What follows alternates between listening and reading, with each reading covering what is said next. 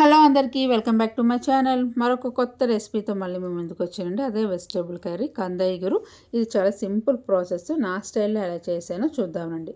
Stove వెలిగించి pan పెట్టుకోవాలండి. Pan పెట్టుకుని ఆయిల్ బాగా వేడైన తర్వాత ఇందులో కట్ చేసుకున్న ఉల్లిపాయలు, పచ్చిమిరపకాయలు యాడ్ చేసుకోవాలి. ఉల్లిపాయలు కొంచెం పెద్ద సైజు కట్ చేసుకున్న ఈ కూర చాలా టేస్టీగా ఉంటుంది. ఉల్లిపాయలలోని కొంచెం పచ్చివాసన అంతా పోయిన తర్వాత ఆ కలర్లో వచ్చిన తర్వాత ఇప్పుడు ఇందులోనే అల్లం వెల్లుల్లి పేస్ట్ యాడ్ చేసుకోవాలి.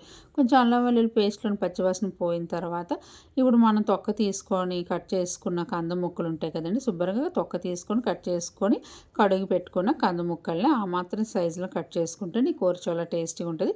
ఇప్పుడు కందని అందులో యాడ్ చేసుకోవాలి. కందని అందులో యాడ్ చేసుకున్న తర్వాత శుభ్రంగా ఒకసారి బాగా ఆయిల్లోని కందంతా కలుపుకోవాలి. బాగా కలుపుకున్న తర్వాత ఇందులోని కంద ముక్కలు మగ్గడం కోసం ఇందులోని ఉప్పు యాడ్ చేస్తానండి. ఉప్పు యాడ్ చేస్తే కొంచెం బాగా సాఫ్ట్ అవుతాయి. కంద చాలా కొంచెం హార్డ్గా గట్టిగా ఉంటుంది కాబట్టి కంద దుంప అందుకని చెప్పేసి నేను కొంచెం ఉప్పు వేసి కొంచెం కవర్ చేశాను, మూత పెట్టాను. మూత పెట్టి తీసిన తర్వాత చూసారు కదా ఆ మాత్రం బాగా సాఫ్ట్ అయింది. ఇప్పుడు కంద సాఫ్ట్ అయిన తర్వాత ఇందులోనే ఒక మీడియం సైజ్ టమాటాని యాడ్ చేసుకోవాలి. ఈ టమాటా కూడా మనకు బాగా సాఫ్ట్ అవ్వాలి. సాఫ్ట్ అయిన తర్వాత అప్పుడు ఇందులోనే మనం ఒక్కొక్కటి యాడ్ చేసుకోవాలన్నమాట. టమాటా ఒక చిన్న సైజు టమాటా అయితే సరిపోతుందండి, ఎక్కువ అవసరం లేదు.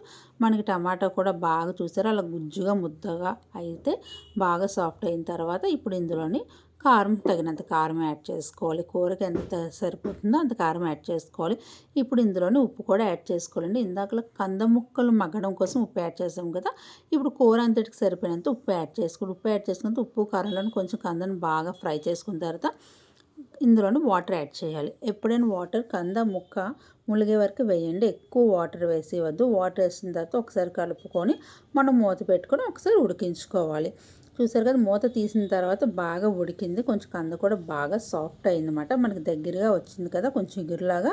అప్పుడు మనకి ఇంకొకసారి కలుపుకుంటుంది. ఫైనల్గా నూనె అలా పైకి తేలాలన్నమాట. మనం వేసిన ఆయిల్ అంతా పైకి తేలిన తర్వాత అప్పుడు ఇందులోనే హోమ్ మేడ్ గరం మసాలా పొడి ఒక చిటికెడు కొంచెం వేయాలి. ఇందులోని గరం మసాలా పొడి లేకపోయినా పర్లేదండి, ఉప్పు కారంతో ఈ ఉల్లిపాయలు టమాటాలు వేసి వండుకుంటేనే కందిగురు చాలా టేస్ట్గా వస్తుంది. ఇది వేడి వేడి అన్నంలో కలుపుకొని తింటే చాలా బాగుంటుంది.